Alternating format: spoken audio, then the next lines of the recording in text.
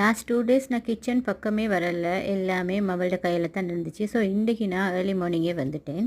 எங்களுக்கு தான் எங்களோட டிபார்ட்மெண்ட்டை பார்க்காம தூக்கமே வராது. ஸோ இன்றைக்கி ஃபிஷ் வந்து குக் பண்ணணும். ஃபிஷ் வந்து நான் டிஃப்ரெண்ட்டாக குக் பண்ண நினைச்சேன். இது வந்து வில்லேஜ் ஸ்டைல் ஃபிஷ் கறி. நான் வந்து ஆனியனையும் க்ரீன் சில்லியையும் அதே மாதிரி மசாலா எல்லாம் போட்டு நல்லா நல்லா வதக்கிட்டு அதை நல்லா கிரைண்ட் பண்ணி ஒரு பேஸ்ட் ஒன்று மாதிரி செஞ்சு அதை ஃபிஷ் போட்டு ஆக்கினா நல்லா டேஸ்ட் ஆகிக்கும். அந்த கிரேவியும் நல்லா திக்காகவே வரும்.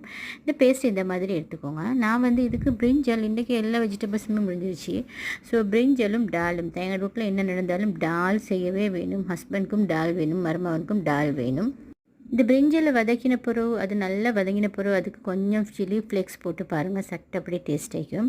எப்பயுமே டாலுக்கு வந்து எப்பயுமே தாளிப்பு தான் முக்கியம். தாளிக்காட்டி யாருமே பார்க்க மாட்டாங்க. இந்த பாருங்கள் ஃபிஷ் கிரேவி இந்த மாதிரி திக்காக வரும். நீங்கள் செஞ்சு பாருங்கள்.